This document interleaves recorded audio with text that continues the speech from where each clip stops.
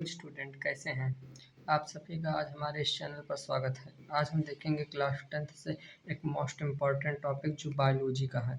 किसका है? बायोलॉजी से एक मोस्ट इम्पॉर्टेंट टॉपिक देखेंगे जो हर साल 5 नंबर का यूपी बोर्ड में ज़रूर पूछा जाता है। ये इतना इम्पॉर्टेंट है कि 5 नंबर आपको ज़रूर मिल जाएगा। आप जैसे ही क्वेश्चन पेपर खोलेंगे आपको लॉन्ग में ये ज़रूर क्वेश्चन आपको मिलेगा। तो क्या है ये? श्वसन तंत्र। आज हम आपको श्वसन तंत्र के बारे में एकदम बेसिक से एकदम शॉर्ट में बताएंगे, जिससे कि आपको पूरे के पूरे 5 नंबर मिले, एक भी नंबर आपके कटने के चांस ना रहें। एकदम बेसिक से बताएंगे। अगर आप अभी हमारे इस चैनल पर नए हो तो हमारे चैनल को लाइक सब्सक्राइब कर दीजिए, जिससे कि अगर हम कोई भी वीडियो डालें तो आपके पास तुरंत हमारा नोटिफिकेशन चला जाए। तो हम देखते हैं श्वसन तंत्र। तो श्वसन तंत्र क्या होता है, इसके बारे में पूरी संरचना सहित कार्यविधि के साथ आज हम आपको पूरा बताएंगे। आप हमारे इस वीडियो पर बने रहिए। देखते हैं हम श्वसन तंत्र। श्वसन तंत्र एक जैविक प्रक्रिया है।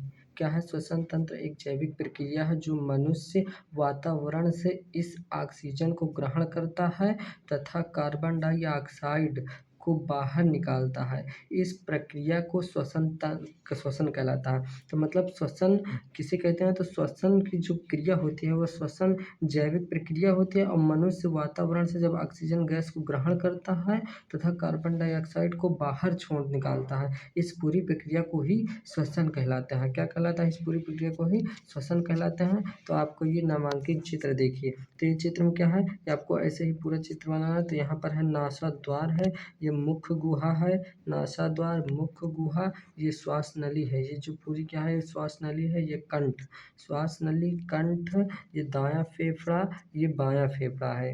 ये क्या है? ये श्वास नली, कंठ, दायां फेफड़ा, बायां फेफड़ा, नासा द्वार, मुख्य गुहा होता है। और ये यहाँ पर क्या होता है? डायफ्राम होता है।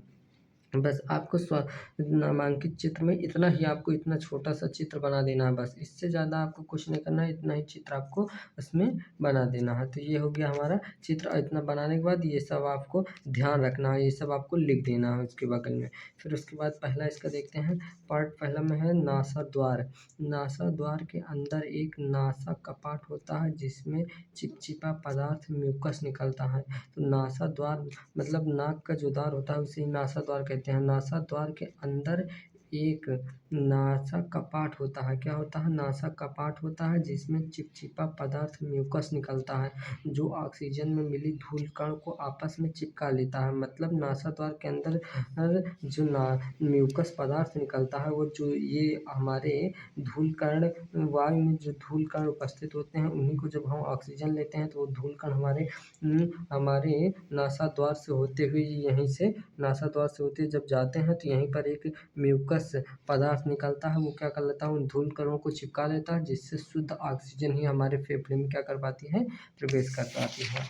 अब हम देखते हैं आपको श्वास नली।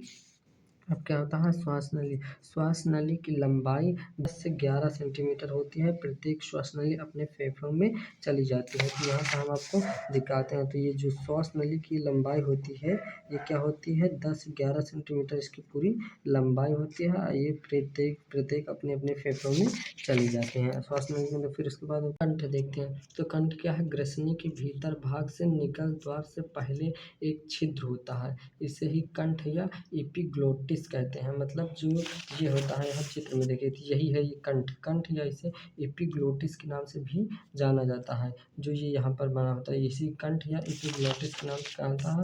और ये ग्रसनी के भीतर भाग से निकल द्वार से पहले, मतलब जो निकल द्वार होता है उससे पहले और ग्रसनी के भीतर भाग से एक छिद्र होता है, इसे ही कंठ या एपिग्लोटिक्स कहते हैं। फिर होता है नंबर 4 में है फेफड़ा। मनुष्यों में 2 फेफड़े पाए जाते हैं। दोनों फेफड़े मनुष्य का श्वसनांग होते हैं। क्या होता है? मनुष्यों में 2 फेफड़े पाए जाते हैं। दोनों फेफड़े मनुष्य का श्वसनांग होते हैं। फेफड़ों के चारों ओर एक पतली झिल्ली पाई जाती है।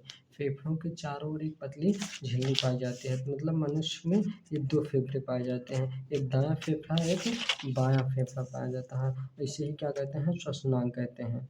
बस आपको ऐसे ही चार टॉपिक ये लिख देना है और आपको ऐसे ही नामांकित चित्र बनाकर उसमें पूछेगा कि श्वसन तंत्र का नामांकित चित्र बनाकर वर्णन कीजिए। तो आपको ऐसा ही पूरा टॉपिक नामांकित चित्र बनाकर नासा द्वार, श्वसनली, कंठ, फेफड़ा, ऐसे ही आपको पूरा लिख देना है। अगर आप ऐसे एकदम टॉपिक अगर आप ऐसे ही लिखते हैं तो एग्ज़ामिनर आपके एक भी नंबर नहीं काटेगा, आपको पूरे के पूरे नंबर देगा।